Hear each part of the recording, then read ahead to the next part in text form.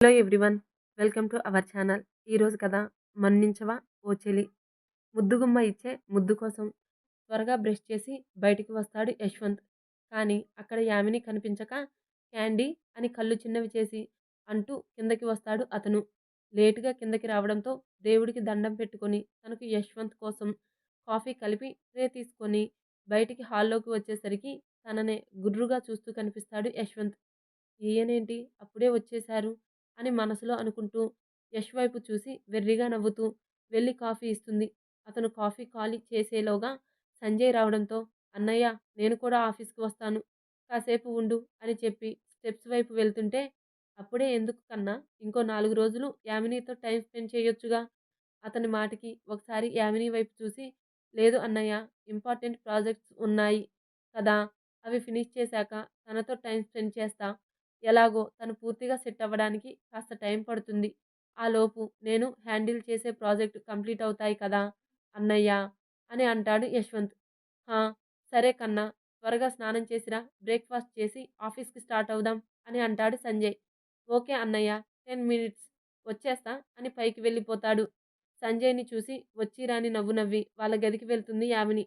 తను వెళ్ళేసరికి యశ్వంత్ స్నానానికి వెళ్ళి ఉంటాడు. అతని కోసం డ్రెస్ తీసి పెట్టి తను కూడా డ్రెస్ నుంచి శారీలోకి మారుతుంది. స్నానమై బయటికి వచ్చిన యశ్వంత్ సైలెంట్గా డ్రెస్ వేసుకొని రెడీ అవుతూ ఉంటే మినీ పాప అతని వెనక నుంచి హగ్ చేసుకొని, కోపమా అని అడుగుతుంది ముద్దుగా మూతి ముందుకు పెట్టి. మాట్లాడరా నాతో మీరు అని అడుగుతుంది మళ్ళీ. ఇదిగో ఇలా సైలెంట్గా ఉంటే నాకేడుపు వస్తుంది అని నిజంగానే ఏడుపు గొంతుతో అంటుంది. హేయ్ క్యాండీ అంటూ మినీ పాప చేయి పట్టి ముందుకు లాగి తన ఎదురుగా తెచ్చుకొని, ఎందుకురా ఏడుస్తున్నావు అని ఆమె మొహాన్ని దోసిల్లోకి తీసుకుని అడుగుతాడు. సారీ, మీరు బ్రష్ చేసుకోవడానికి వెళ్ళినప్పుడు సంహిత అక్క పిలిస్తే వెళ్ళాను, కానీ మీకు ముద్దు పెట్టకుండా తప్పించుకోవడానికి వెళ్ళలేదు నేను అని అంటుంది మెల్లిగా. సరే, ఆ మాత్రానికే ఏడవాలా? నేను ఇలా సైలెంట్గా ఉంటే నువ్వేం చేస్తావో చూద్దాం అని అలా ఉన్నా, అంతేకాని నిన్ను ఇలా ఏడిపించడానికా? నువ్వు ముద్దు ఇవ్వకున్నా పర్లేదు కానీ ఇలా అంటూ మినీ పాపను గట్టిగా హత్తుకుంటూ, గట్టిగా ఒక హగ్ ఇచ్చినా చాలు నాకు అని మెల్లిగా అంటూ కాసేపయ్యాక దూరం అవుతుంటే, మినీ పాప అతని కాలర్ పట్టుకొని ఇద్దరి పెదవులు ఏకం చేస్తుంది. అది ఎక్స్‌పెక్ట్ చేయని యశ్వంత్ బాబు చిన్నపాటి షాక్‌కి గురవుతాడు. కానీ మినీ పాప ముద్దు పెట్టే తీరుకి చిన్నగా నవ్వుతూ దూరం జరుగుతాడు. ఏమైంది అని అంటుంది అయోమయంగా. ఏం చేస్తున్నావు క్యాండీ? ముద్దు పెడుతున్నా అని చిరుసిగ్గుతో కాలిగోరు నేలకి రాస్తూ చెప్తుంది. ముద్దంటే ఇలా పెదాలు తాకించడమా అని అడుగుతాడు సన్నని నవ్వుతో. ఏమో మరి నాకిలానే వచ్చు అని అంటుంది అలకగా. నేను ఎన్నిసార్లు నీకు ముద్దు పెట్టాను, అప్పుడు ఎలా పెట్టాను అని గమనించలేదా అని అడుగుతాడు. గమనించాను, కానీ అలా పెట్టడానికి నాకు రావట్లేదు అని బుంగమూతి పెడుతుంది. పర్లేదులే, ప్రాక్టీస్ చేస్తుంటే అదే వస్తుంది, కానీ ఒకసారి ట్రై చేయి అంటూ ముందుకు వంగుతాడు. అతని కళ్ళలోకి చూస్తూ మెడ చుట్టూ చేతులను యశ్వంత్ బాబు పెట్టే ముద్దును గుర్తు తెచ్చుకొని మరి అలానే పెట్టడానికి ట్రై చేస్తుంది మినీ పాప. ఆమె నడుముని 2 చేతులతో గట్టిగా చుట్టి ఇద్దరి మధ్యన గాలి దూరే సందు కూడా లేకుండా చేసి ఆమె పెట్టే ముద్దును ఎంజాయ్ చేస్తుంటాడు అతను.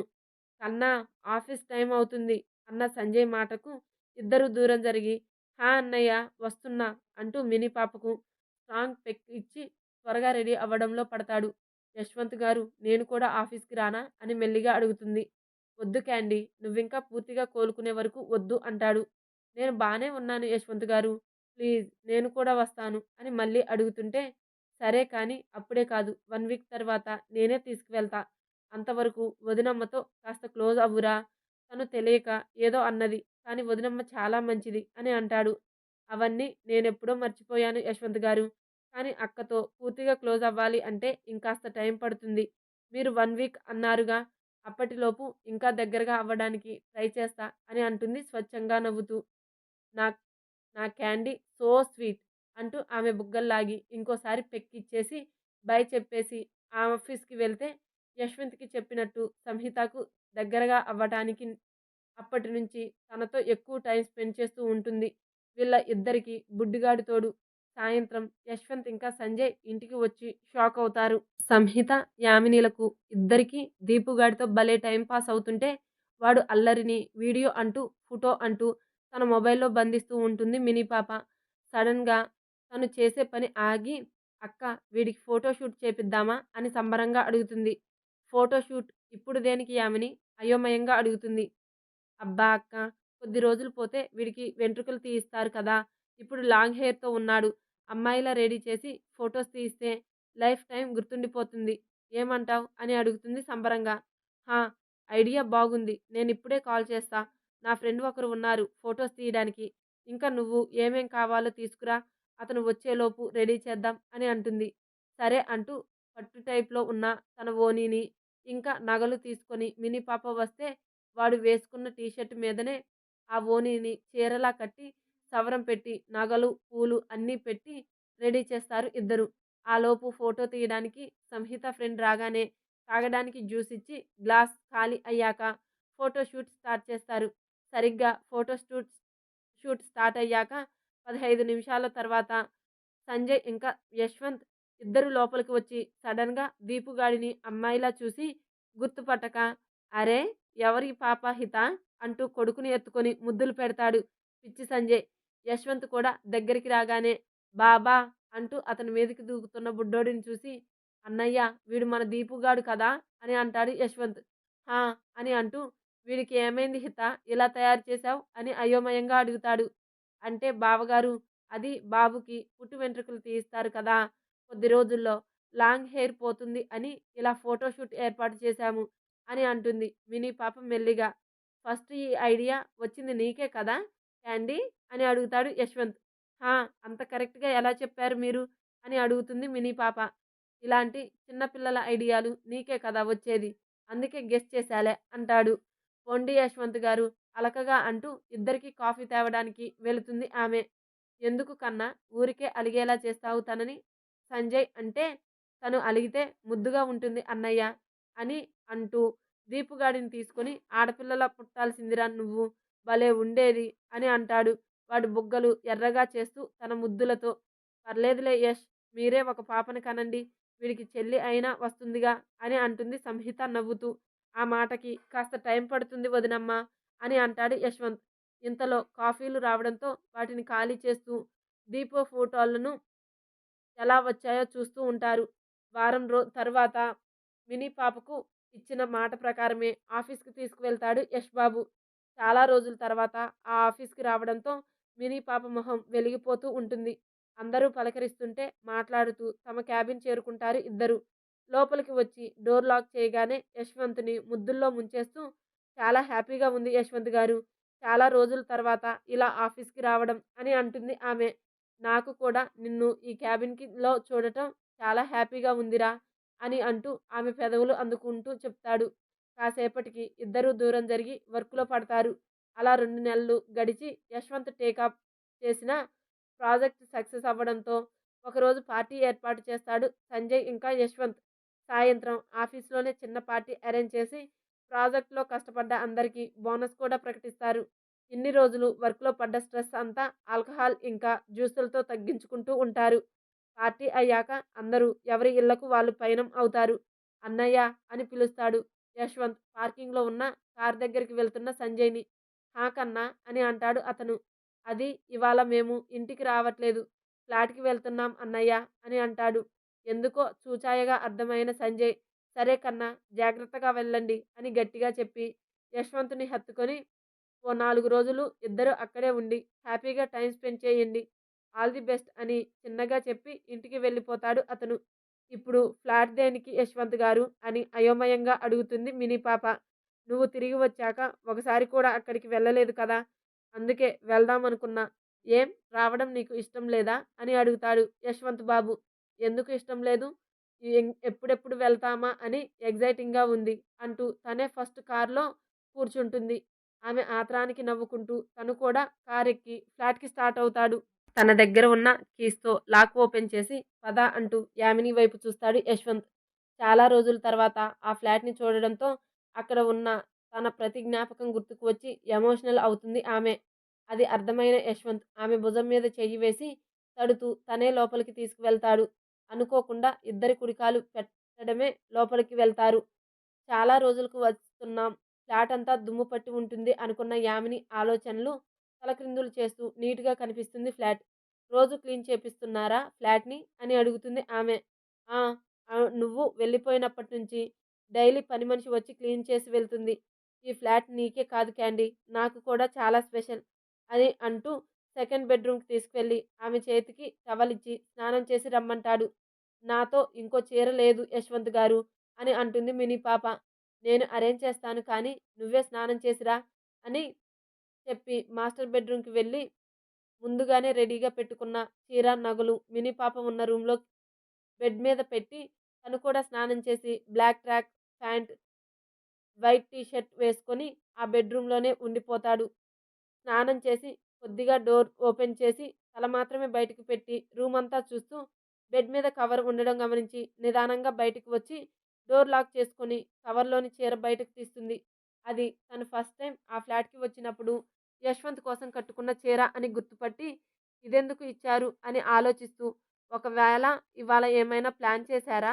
అందుకే ఇక్కడికి తీసుకొచ్చారా నన్ను అని నగలు కూడా ఉండడం గమనించి డౌట్ లేదు. ఖచ్చితంగా ఏదో ప్లాన్ చేశారు ఈయన అని కాస్త టెన్షన్‌గానే రెడీ అవుతుంది. టెన్షన్‌తో రూమ్‌లోనే వాక్ చేస్తూ తనని తాను కూల్ చేసుకుంటున్న మినీ పాప మొబైల్‌కి ఏదో మెసేజ్ రావడంతో ఓపెన్ చేసి చూస్తుంది. అది యశ్వంత్ నుంచి అవ్వడంతో ఏముందా అని చదివి పాల గ్లాస్ తెమ్మన్నారు అంటే ఖచ్చితంగా అందుకోసమే అని ఫిక్స్ అయ్యి అతను కోరినట్టు పాలు కాచి మాస్టర్ బెడ్‌రూమ్ వైపు కదులుతుంది. పాలు, పంచదార అన్నీ పని మనిషి ముందే ఏర్పాటు చేసి ఉంటుంది. ఎంతకీ మినీ పాప రాకపోవడంతో ఏమైంది అని అనుకుంటూ డోర్ ఓపెన్ చేసిన యశ్వంత్‌కి ఎదురుగా టెన్షన్‌గా ఉన్న ఆమె కనిపిస్తుంది. 20 నిమిషాల నుంచి డోర్ దగ్గర నిలబడి ఉన్న మినీ పాపకు అలా సడెన్‌గా డోర్ తెరుచుకోవడంతో వెంటనే తన తలపైకి అని చూస్తుంది. "ఏమైంది క్యాండీ? ఇంతసేపు ఏంటి?" అని అంటాడు యశ్వంత్. "ఏం ఏం లేదు యశ్వంత్ గారు" అంటూ మెల్లిగా లోపలికి వస్తుంది. ఆమె వచ్చాక డోర్ లాక్ చేసి వణుకుతున్న ఆమె చేతిలోని గ్లాస్ చూసి దాన్ని తీసి బెడ్ పక్కన ఉన్న టేబుల్ మీద పెట్టి మినీ పాపను తీసుకొని బాల్కనీలోకి వెళ్తాడు. అక్కడ ఉన్న చైర్‌లో ఆమెను కూర్చోబెట్టి ఆమె ఎదురుగా మోకాళ్ళ మీద కూర్చున్నాడు అతను. "అయ్యో! మీరు కింద కూర్చోవడం ఏంటి యశ్వంత్ గారు" అని లేవబోతుంటే ఆమెను ఆపి "ఏం కాదురా కాసేపు కూర్చో, నీతో మాట్లాడాలి" అని మళ్ళీ ఆమెను చైర్‌లో కూర్చోబెట్టి ఈసారి లేవకుండా ఆమె ఒళ్ళో చేతులు పెడతాడు. ఇంకా టెన్షన్‌గా ఉన్న ఆమెను చూస్తూ "ఫస్ట్ రిలాక్స్ రా. మన మధ్య ఇదేమీ కొత్త కాదు కదా" అంటాడు మెల్లిగా. "హా! కానీ ఎందుకో కాస్త టెన్షన్ వచ్చేస్తుంది యశ్వంత్ గారు. బహుశా ఇద్దరి మధ్య గ్యాప్ రావటం ఏమో ఆ టెన్షన్‌కి కారణం" అని అంటుంది. "కాసేపు దాని గురించి ఆలోచన పక్కన పెట్టు. నీతో కాస్త మాట్లాడాలి అన్నాడు కదా! అది విను" అంటుంది. "ఫస్ట్ నీ విషయంలో నేను చేసిన ప్రతి విషయానికి సారీరా క్యాండీ" అని అంటాడు ఆమె చేతులను గట్టిగా పట్టుకొని. "ఇప్పుడు వాటి గురించి ఎందుకు యశ్వంత్ గారు" అని అతన్ని ఆపాలి అని చూస్తుంటే, "లేదురా, నువ్వు తిరిగి వచ్చిన అప్పటి నుంచి మనస్ఫూర్తిగా సారీ చెప్పాలి అని చూస్తున్నా. కానీ సందర్భం రాలేదు. అందుకే మన మధ్య మళ్ళీ ఫిజికల్ రిలేషన్ స్టార్ట్ అవ్వడానికి ముందే అన్నీ క్లియర్ చేయాలి అని అనుకుంటున్నా. నువ్వంటే నాకు ఎప్పుడు ఇష్టం స్టార్ట్ అయ్యింది. అది ఎప్పుడు ప్రేమగా మారిందో నాకు తెలియదు క్యాండీ. కానీ ఎప్పుడైతే అన్నయ్య సాక్షితో పెళ్లి అన్నాడో ఆ క్షణం ఫస్ట్ నువ్వే గుర్తుకు వచ్చావు. నేనంటే పిచ్చి ప్రేమ పెంచుకున్న నువ్వు ఇప్పుడు ఇంకొకరిని పెళ్లి చేసుకుంటాను అని తెలిస్తే ఏమైపోతావో అని ఫస్ట్ టైం భయమేసింది.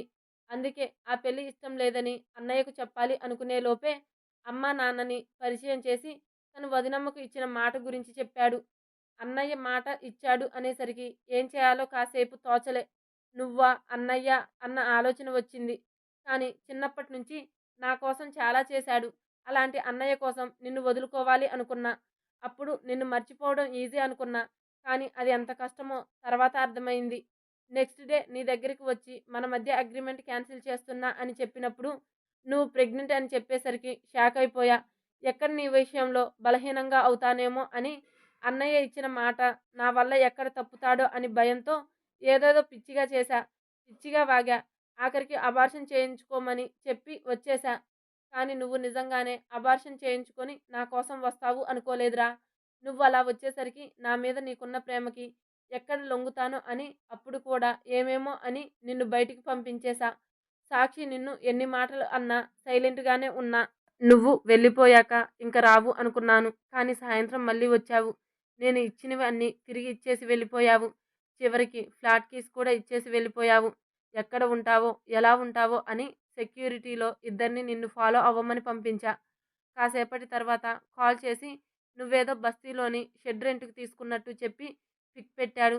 నా దగ్గరికి రాకముందు ఎలా ఉన్నావో తెలీదు. కానీ ఇప్పుడు నువ్వు అలా వెళ్ళేసరికి ఎలానో అనిపించిందిరా. నువ్వు వారమైనా తిండి తిప్పలు లేకుండా అలా ఆ ఇంట్లో ఉంటే ఇక్కడ నాకు ముద్ద గొంతు దిగేది కాదురా. వారం తర్వాత బయటికి వచ్చావు. నా ఎంగేజ్‌మెంట్ గురించి తెలుసుకున్నావు. ఏమనుకున్నావో ఏమో బయటికి వచ్చి జాబ్ ట్రయల్స్ స్టార్ట్ చేశావు.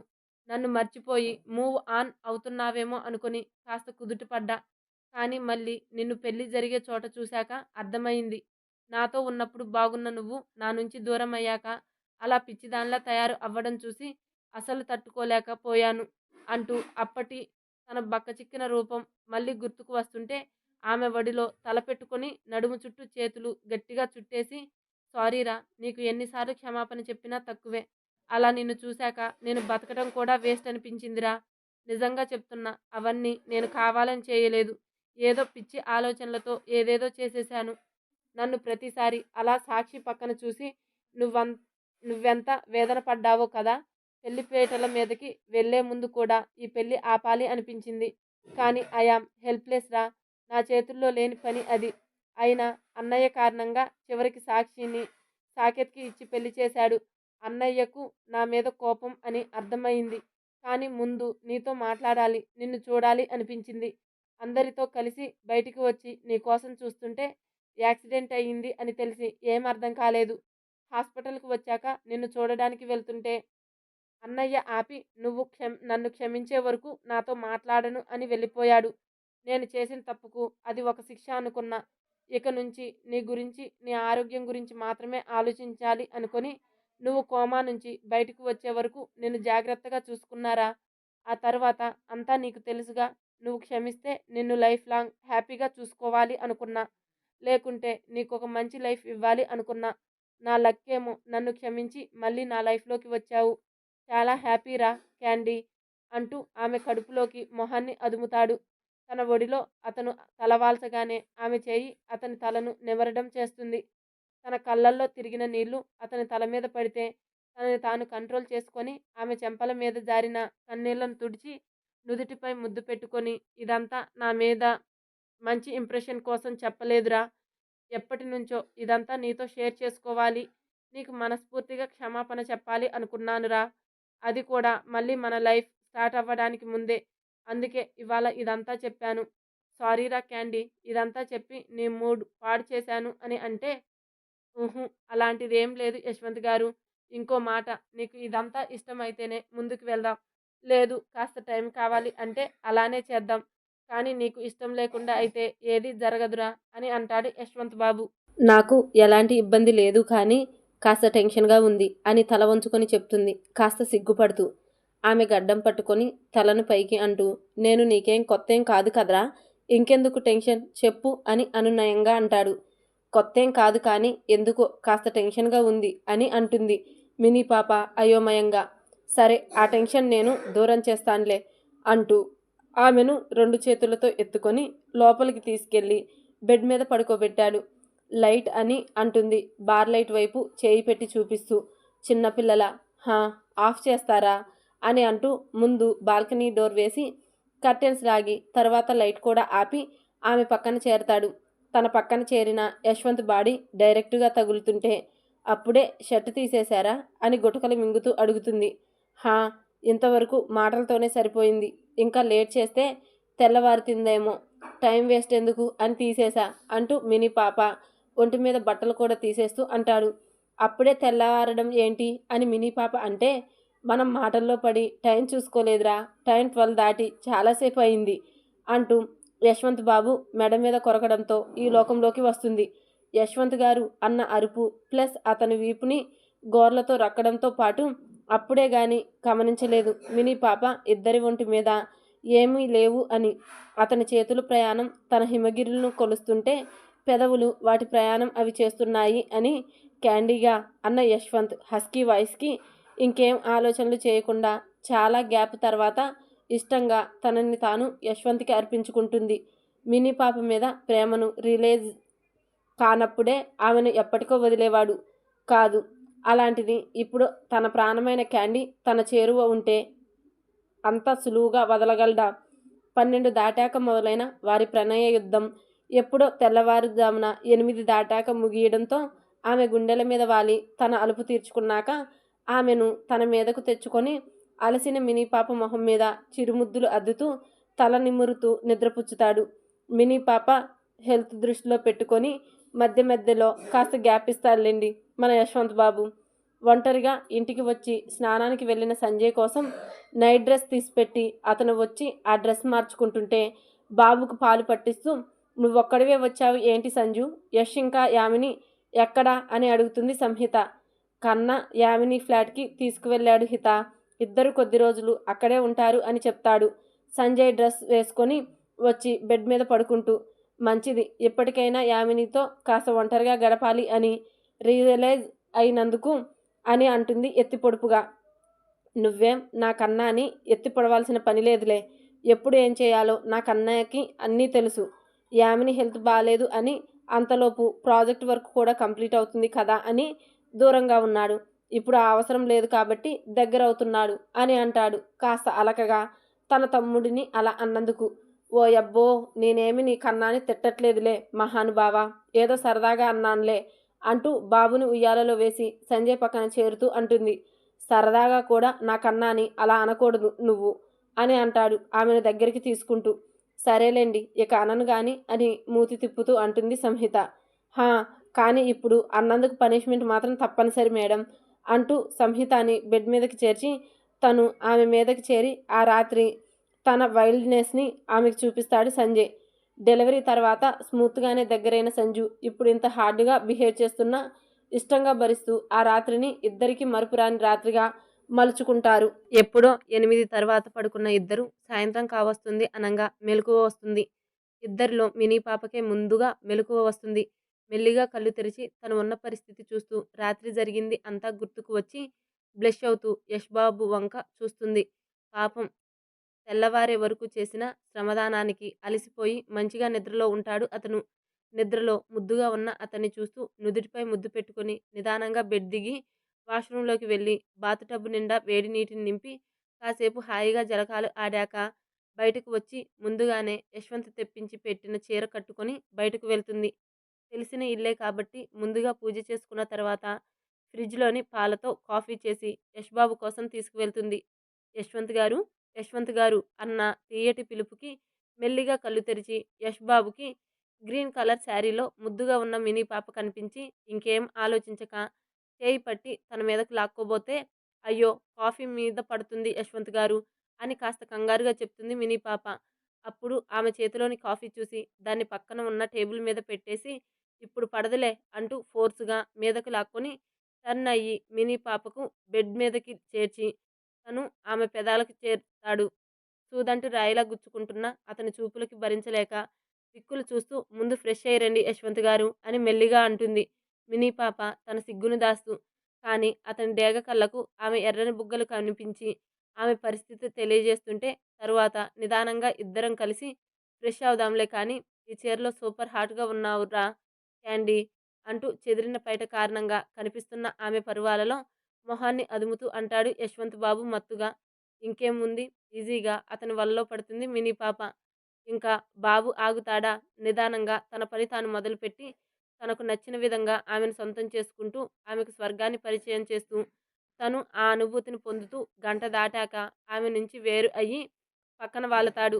ఇద్దరు అలుపు తీర్చుకోవడం అయ్యాక బాడీ పెయిన్స్ ఓ రేంజ్లో ఉన్నాయి. స్నానం చేద్దాంరా అంటూ ఆమె మాట్లాడే అవకాశం కూడా ఇవ్వకుండా బాత్రూంలోకి తీసుకువెళ్ళి ఈసారి బుద్ధిగా మినీ పాపను ఇబ్బంది పెట్టకుండా రిలాక్స్గా స్నానం చేసొచ్చి డ్రెస్అప్ అవుతారు ఇద్దరు. చల్లారిపోయిన కాఫీని తీసుకెళ్ళి అతని కోసం ఇంకో కాఫీ తీసుకురావడానికి మినీ పాప వెళ్తే డ్రెస్అప్ అయ్యి బెడ్ మీద వాలిన యశ్బాబుకి నీరసంగా అనిపించడంతో, నాకే ఇంత నీరసంగా ఉంటే పాపం క్యాండీకి ఇంకెంత నీరసంగా ఉంటుందో అని ఆలోచించి ఇద్దరి కోసం ఫుడ్ ఆర్డర్ పెడతాడు. అదొచ్చేలోపు కాఫీ తాగి తర్వాత ఇద్దరూ కలిసి తినేసి ఆ రాత్రికి మినీ పాపకు రెస్ట్ ఇచ్చి హాయిగా నిద్రపోతారు ఇద్దరు. 4 రోజులు అనుకున్న ప్లాన్ కాస్త యష్ బాబు అల్లరి కారణంగా వారం అయ్యి ఆ తర్వాత ఇంటికి వెళ్తారు ఇద్దరు. దారిలో గుడి దగ్గర ఆపమని మినీ పాప అడగడంతో దేవుడి దర్శనం చేసుకుని ఇంటికి వెళ్తారు.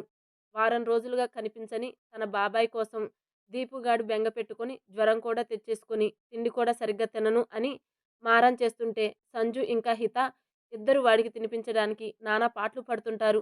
సంజు వీడు యశ్వంత్ మీద బెంగ పెట్టుకున్నట్టు ఉన్నాడు. జ్వరం కూడా పూర్తిగా తగ్గలేదు. ఏమీ తినట్లేదు. ఒకసారి ఫోన్ చేద్దామా యష్‌కి అని అడుగుతుంది మెల్లిగా. వద్దు హిత. కన్నా ఇంకా యామిని అన్ని ప్రాబ్లమ్స్‌ని దాటుకొని ఇప్పుడే సంతోషంగా టైమ్ స్పెండ్ చేస్తున్నారు. అలాంటిది ఈ టైంలో వాడిని డిస్టర్బ్ చేయడం బాగుండదు. మనమే వీడిని హ్యాండిల్ చేద్దాం అంటూ మాట్లాడుతూ ఉంటే అన్నయ్య అంటూ గట్టిగా కాస్త కోపంగానే అరుస్తూ లోపలికి వస్తాడు యశ్వంత్. అతని కోపం చూస్తే అర్థమవుతుంది ఇద్దరికీ సంజు మాట్లాడిన మాటలు విన్నాడు అని. కోపంగా లోపలికి వచ్చిన యశ్వంత్ ముందు దీపు గాడిని ఎత్తుకొని ఏంటి అన్నయ్య ఏదో అంటున్నావు అని అడుగుతాడు కాస్త గట్టిగా. అది కన్నా అంటూ ఏం చెప్పాలో అర్థం కాక బిక్కమొహం వేసుకొని హితా వైపు చూస్తాడు సంజయ్. వదినమ్మ వైపు కాదు అన్నయ్య, నా వైపు చూడు. దీపుగాడి ఆరోగ్యం కంటే కూడా మా సంతోషం ముఖ్యమా మాకు అని అంటాడు యశ్వంత్. అలా అని కాదు కన్నా, మీకు కూడా కాస్త ఏకాంతం అవసరం కదా. అయినా ఎలాగో ఈరోజు వస్తాము అని చెప్పారు కదా అని అంటూ ఇంకేం మాట్లాడాలో అర్థం కాక సైలెంట్ అవుతాడు సంజయ్. ఇంక చాలు అన్నయ్య.